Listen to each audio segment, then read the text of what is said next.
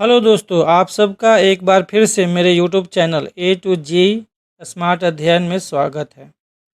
आज मैं आप सबके सामने एक हिंदी का महत्वपूर्ण टॉपिक लेकर प्रस्तुत हूँ जिसका नाम है क्रिया। क्रिया का क्षेत्र बहुत ब्रॉड है और इसको समझने के लिए बहुत ज़्यादा समय लगने वाला है, लेकिन मैं क्रिया के सभी तरह के भेदों का उल्लेख नहीं करूँगा। केवल कर्म के आधार पर जो क्रिया है, दो सकर्मक और अकर्मक, उन्हीं की चर्चा मैं करने वाला हूँ, क्योंकि रचना के आधार पर, कालबोधता के आधार पर और अर्थ की दृष्टि से सभी क्रियाओं के भेदों की चर्चा करो तो ये वीडियो लंबा हो जाएगा। तो बिना देर किए स्टार्ट करते हैं।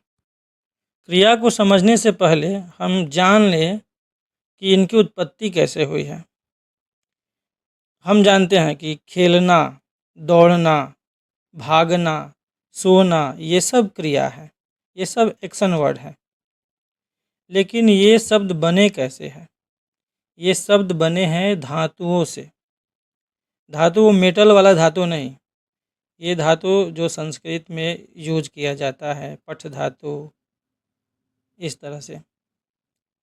तो क्योंकि हिंदी भी संस्कृत से ही बनी है, हिंदी की उत्पत्ति भी संस्कृत से ही हुई है, तो संस्कृत का छाप हिंदी पर ज़रूर है, ज़रूर देखने को मिलता है। तो क्रिया के मूल रूप को धातु कहते हैं। जैसे पठ, धन, ना, पढ़ना। पढ़ना एक क्रिया है जिसमें धातु क्या है? पठ। खेल, धनना, खेलना एक क्रिया है जिसमें धातु क्या है? खेल। अब और समझे क्रिया को। क्रिया किसे कहते हैं? क्रिया जिस शब्द से किसी काम के करने या होने का बोध हो उसे क्रिया कहते हैं। खाना, पीना, जाना, ये सब क्रिया है। क्रिया के अनेक तरह से भेदों का वर्गीकरण किया गया है। कर्म के आधार पर, रचना के आधार पर, कालबोधता की दृष्टि से, अर्थ की दृष्टि से क्रिया के बहुत सारे भेद हैं, लेकिन हम मुख्य दो भेद कर्म के आधार पर सकर्मक और अकर्मक की चर्चा करेंगे, क्योंकि अभी सभी भेदों की चर्चा की जाए तो वीडियो और लंबी हो जाएगी। तो कर्म के आधार पर क्रिया दो हैं, एक सकर्मक क्रिया, एक अकर्मक क्रिया। इंग्लिश में बोलते हैं इसे ट्रांजिटिव और इनट्रांजिटिव। सकर्मक यानी कि स मतलब साथ में, कर्मक कर्म के साथ, मतलब जहाँ कर्म साथ हो। अकर्मक मतलब जिस वाक्य में कर्म साथ में नहीं हो। इसको और अच्छी तरह समझने के लिए इसकी परिभाषा को देखें कि जिस क्रिया को कर्म की आवश्यकता होती है उसे सकर्मक क्रिया कहते हैं। यानी उस काम को करने के लिए कर्म का होना जरूरी है। उदाहरण के तौर पर राम आम खाता है। अगर आम ना हो तो राम क्या खाएगा? खाने के लिए आम का होना जरूरी है। और मोहन पढ़ता है। मोहन कुछ ना कुछ पढ़ता है।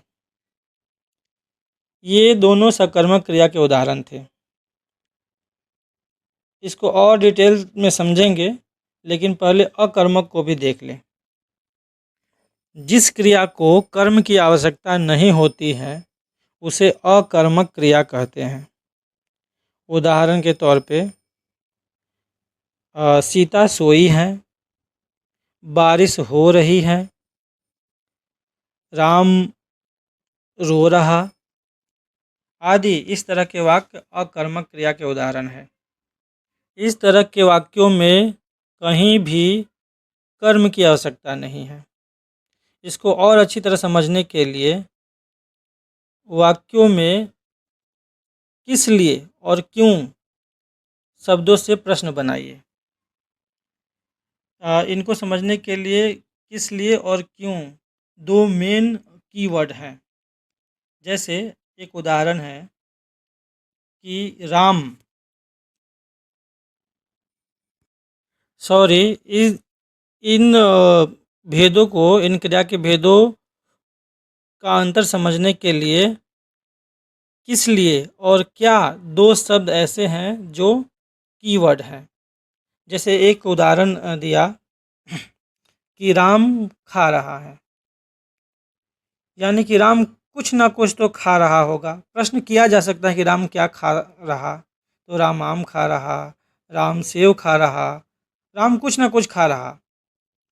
और एक और एग्जाम्पल है कि सीता सो रही है।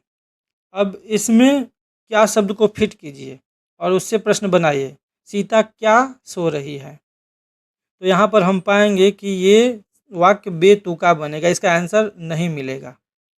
तो इसको आसानी से समझने के लिए दो शब्द किस लिए और क्या यूज करेंगे और हमें इन दोनों में फ़र्क समझ में आ जाएगा।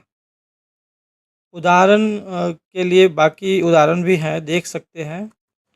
और आप सबके लिए होमवर्क है, ये दो वाक्य, वर्षा हो रही है और मोहन भागने लगा, इन वाक्यों में कौन सी क्रिया है, आप मुझे कमेंट बॉक्स में बताइएगा। आज के लिए बस इतना ही। धन्यवाद।